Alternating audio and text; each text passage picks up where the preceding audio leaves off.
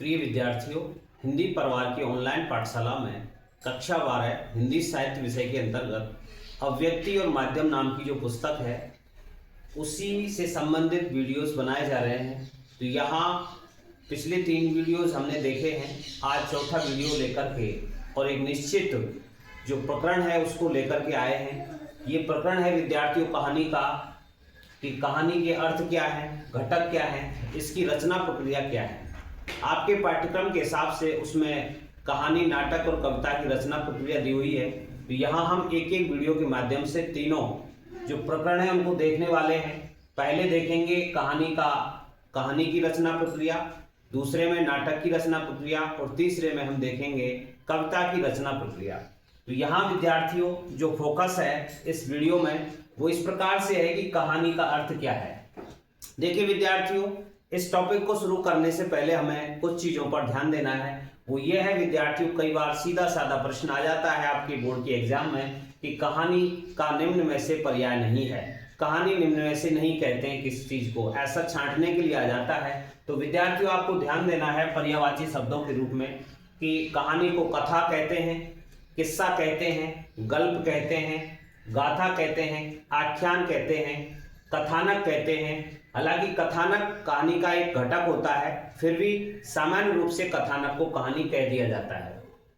इसको उर्दू शब्दावली में, फारसी में हम अफसाना कहते हैं, दास्तां कहते हैं और ये वृत्तांत भी इसको कहा जाता है। तो ये तो हुए विद्यार्थियों कहानी के पर्यायवाची शब्द जो आपको किसी भी स्थिति में आ सकते हैं। डायरेक्ट आपको कहानी की घटक नहीं पूछ करके गाथा के घटक या गल्प के घटक भी पूछे जा सकते हैं, तो आपको विचलित नहीं होना है। ये सभी जो शब्द दिए हुए हैं वो कहानी के पर्यायवाची के रूप में आते हैं।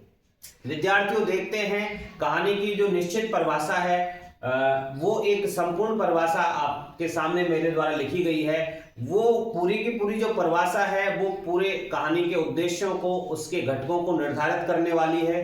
तो यहाँ देखते हैं एक एक करके कि कहानी की परिभाषा आखिर है क्या।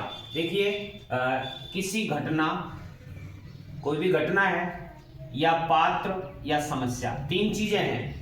या तो किसी घटना का क्रमबद्ध ब्यौरा आएगा, या किसी पात्र का क्रमबद्ध ब्यौरा है, या किसी समस्या का क्रमबद्ध ब्यौरा है, और जिसमें क्या होना चाहिए, परिवेश होना चाहिए, यानी कि वातावरण होना चाहिए, एनवायरमेंट होना चाहिए, और उसमें द्वंद्व होना चाहिए, और उसका क्रमिक विकास होना चाहिए, और अंत में आता है चरमोत्कर्ष, जिसको कि कहते हैं हम सार, यानी कि क्लाइमेक्स अंग्रेजी में जिसे कहा जाता है। तो कहानी की निश्चित परिभाषा के रूप में हम देख सकते हैं, लिख सकते हैं यदि आती है एग्जाम के अंदर, तो किसी घटना पात्र या समस्या का, किसी घटना पात्र या समस्या का क्रमबद्ध ब्यौरा जिसमें परिवेश हो, द्वंद्व हो, क्रमिक विकास हो और चरमोत्कर्ष हो, तो ऐसी जो रचना प्रक्रिया है वो कहानी के अंतर्गत आती है। ये विद्यार्थियों कहानी की एक परिभाषा है।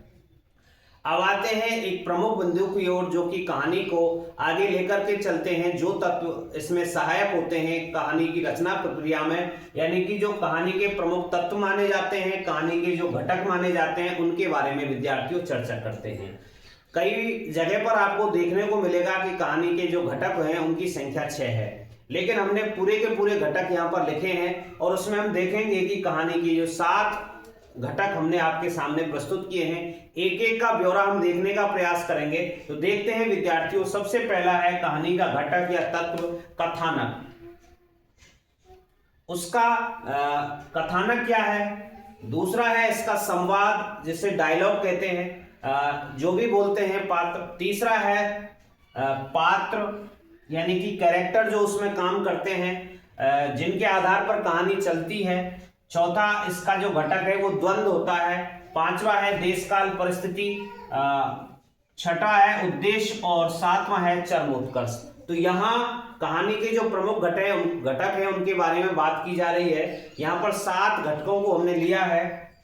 इन 7 का क्रम इस प्रकार से है, आपको किसी भी क्रम से लिख सकते हो आप, लेकिन आपको ये चीजें प्रमुख रूप से ध्यान रखनी है कि कहानी के जो घटक हैं वो कथानक, संवाद, पात्र, द्वंद्व, देशकाल परिस्थिति, उद्देश्य और चरमोत्कर्ष, ये कहानी के प्रमुख घटक होते हैं। विद्यार्थियों एक एक का विवरण देखते हैं कि पहला जो घटक बताया था कथानक, कथानक आखिर है क्या। जैसे हम किसी मकान को बनाते हैं, उसका जो प्रारंभ में जो नक्शा हमारे सामने होता है कि हमें ये करना है, इस प्रकार से लिखना है, तो विद्यार्थियों ये यहाँ पर कहानी का जो केंद्रीय बिंदु होता है वो कथानक होता है। इसमें ध्यान रखना है आपको, कई बार प्रश्न में डायरेक्ट आ जाता है प्रश्न के रूप में कि कहानी का केंद्रीय बिंदु क्या होता है। तो कहानी किस आधार पर विकास पाती है, उसका कहानी का जो केंद्रीय बिंदु होता है, सेंटर लाइन जो होती है, वो होती है विद्यार्थियों कथानक। और दूसरी चीज डायरेक्ट हम तीसरी पंक्ति पर आते हैं, उसमें लिखा हुआ है चौथी पंक्ति में कि कहानी का प्रारंभिक नक्शा। कहानी का जो प्रारंभिक नक्शा है वह कथानक होता है, कहानी का जो केंद्रीय बिंदु होता है वह भी कथानक होता है। अब देखते हैं कहानी का वह संक्षिप्त रूप होता है। किसी कहानी को यदि हम संक्षिप्त रूप में व्यक्त करें तो जिसमें प्रारंभ से अंत तक कहानी की सभी घटनाओं का और सभी पात्रों का उल्लेख किया गया हो, एक तरह से एक नक्शा है जिस पर आधारित होकर के कहानी आगे बढ़ती है, तो ये कहानी का केंद्रीय बिंदु, प्रारंभिक नक्शा, ये कथानक होता है। और इस कहानी का ये संक्षिप्त रूप होता है जिसमें कहानी प्रारंभ से लेकर के अंत तक सभी घटनाओं जो उस कहानी में सम्मिलित है, जिस घटना के आधार पर वो कहानी निर्मित है, और पात्रों का उल्लेख उस कथानक के अंतर्गत किया जाता है। विद्यार्थियों इसमें आगे भी दिया हुआ है कि कहानी का आरंभ होता है, मध्य होता है और अंत होता है। इस कथानक के आधार पर ही हम कहानी को 3 भागों में विभाजित कर सकते हैं, आरंभ, मध्य और अंत। इस प्रकार से कथानक का जब विकास होता है तो तीनों प्रारंभ, मध्य और अंत के साथ साथ होता है, और वही स्थिति कथानक आगे बढ़ाने का काम उसमें कहानी को करता है। आगे देखते हैं, एक बाधा आती है और उस बाधा के समाप्त होने पर या हम कहें कि निष्कर्ष पर पहुंचने पर कथानक पूर्ण माना जाता है। कई बार प्रश्न आ जाता है कि कथानक की पूर्णता कब मानी जाती है, तो इसमें हम कह सकते हैं कि जब कोई कहानी है और उस कहानी के अंतर्गत एक बाधा आती है, एक रुकाव आता है, ठहराव आता है या विरोध आता है, उस विरोध को समाप्त करके, उस बाधा को समाप्त करके हम जब निष्कर्ष तक पहुंच जाते हैं तो वहां पर कथानक पूर्ण माना जाता है। कहानी के अंत में इस कथानक की पूर्णता के कारण रोचकता आ जाती है।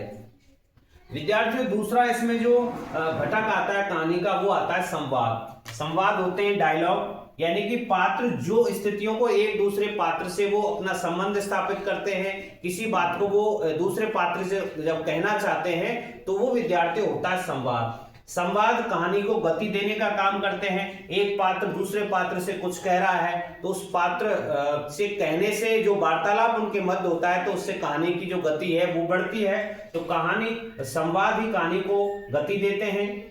संवाद के बिना किसी भी पात्र की कल्पना नहीं की जा सकती, अर्थात यदि पात्र होंगे तो उसमें संवाद का होना आवश्यक है। जो घटना कहानीकार दिखा नहीं सकता उसे संवादों के माध्यम से ही सामने लाया जाता है। आप कभी कभी देखते हैं कि जो कहानी है उसमें ऐसी भी स्थितियां आती हैं, ऐसी भी घटनाएं आती हैं जिनको जो कहानीकार है वो दिखा नहीं सकता, क्योंकि पढ़ने का विषय है, सुनने का विषय है, दिखाने का ये नहीं है। तो जब ऐसी स्थितियां आती हैं, ऐसी घटनाएं आती हैं जिनको कहानीकार है वो दिखा नहीं पाता, तो संवादों के माध्यम से ही उस स्थिति को सामने लाया जाता है। ये संवाद इस प्रकार से अपनी महती भूमिका कहानी के अंतर्गत ये जो घटक है वो निभाता है। विद्यार्थियों तीसरा जो घटक आता है वो आता है पात्र का, कि पात्र क्या काम करते हैं, पात्रों का कहानी पर क्या प्रभाव पड़ता है। तो देखते हैं, कहानी में पात्रों का विशेष स्थान होता है। प्रत्येक पात्र का अपना स्वरूप होता है, अपना स्वभाव होता है और अपना उद्देश्य होता है। देखिए, आप किसी भी प्रकार की या शिक्षा प्रदान करने वाली या कैसी भी कहानी आपके सामने होगी, उसमें जो पात्र हैं वो अपनी भूमिका को निर्धारित करेंगे। प्रत्येक पात्र अपनी अलग अलग भूमिका में होगा, कि कोई आदर्श प्रस्तुत करने वाला होगा, कोई विरोध करने वाला होगा।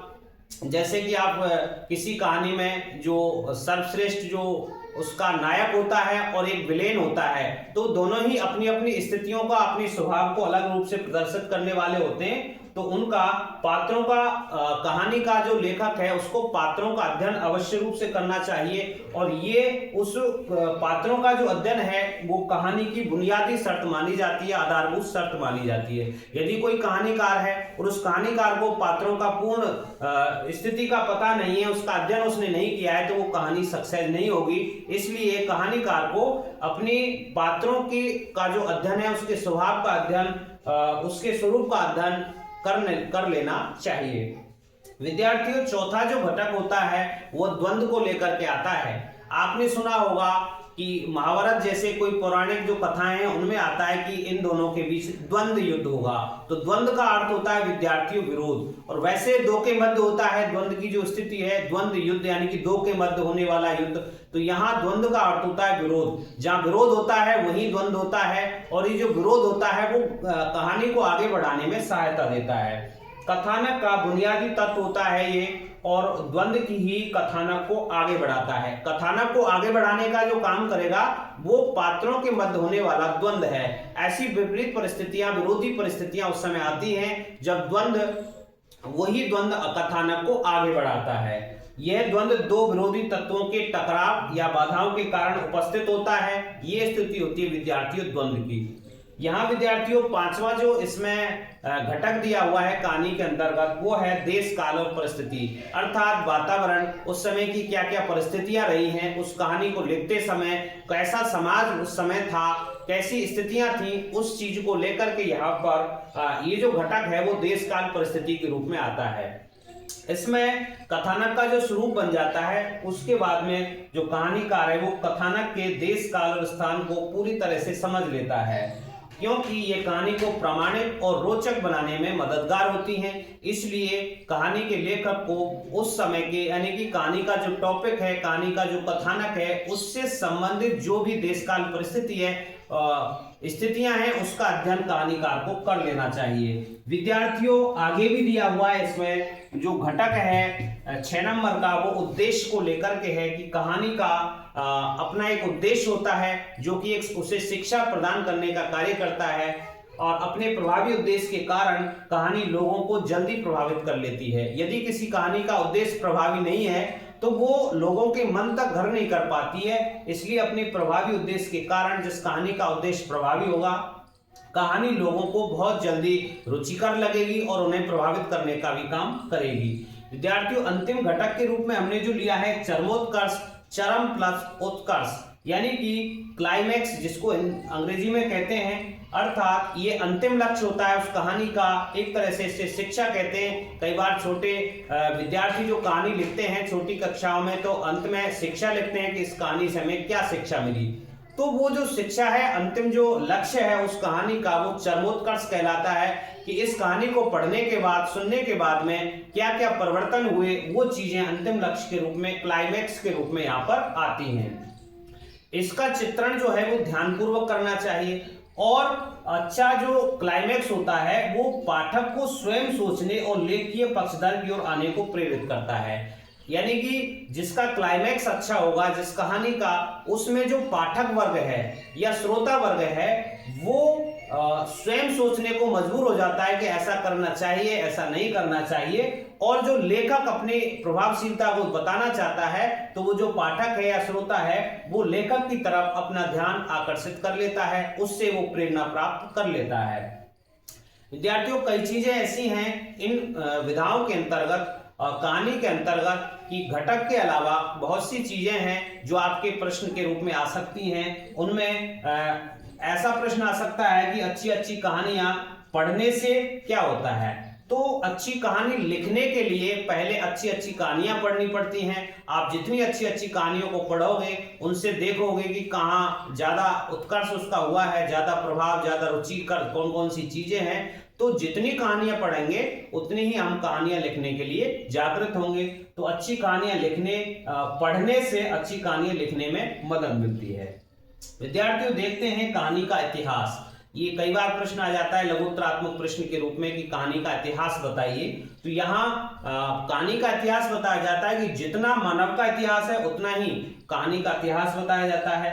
पहले क्या होते थे, कथावाचक होते थे, वो ऐसी जो जनता की रुचि को ध्यान में रखते हुए और कहानियों को कहते थे, कहानियों को सुनाते थे। तो कथावाचकों द्वारा उनमें लोगों में रुचि जागृत करने का काम कहानियों के द्वारा कहा गया है।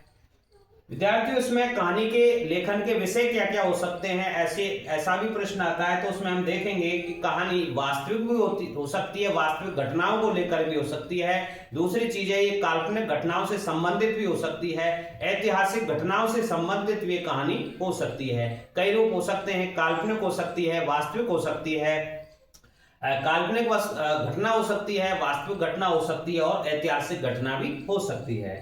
यहाँ विद्यार्थियों अंत में जो महत्वपूर्ण भी है उसमें कहा गया है कि एक कहानी में कल्पना का क्या महत्व है, क्या उपयोगिता होती है एक कल्पना की। तो यहाँ विद्यार्थियों कल्पना के माध्यम से कहानीकार अपनी कहानी का विकास करता है, वो रुचि जागृत करने का प्रयास करता है, ऐसी ऐसी कल्पनाएं करता है एक कहानी का लेखक जो उस कहानी को में रुचि पैदा करने में सहयोगी होता है। तो विद्यार्थियों कल्पना का कहानी में बहुत ही महत्वपूर्ण योगदान होता है। और भी बहुत सारे प्रश्न हो सकते हैं जो इस लिखने की परिधि से बाहर हैं, इसलिए आप ये जो पूरा एक तरह से पूरा डायग्राम बना हुआ है, ये जो तथ्य है इनके आधार पर आप एक्स्ट्रा सोचते हुए और इनका बार बार अध्ययन करते हुए अपना उन प्रश्नों को अच्छी तरह से आप हल कर सकते हो, लिख सकते हो। आप बने रहिए हिंदी परिवार की ऑनलाइन पाठशाला के साथ। मिलते हैं किसी अगले वीडियो के साथ, यानी कि अब जो अगला टॉपिक होगा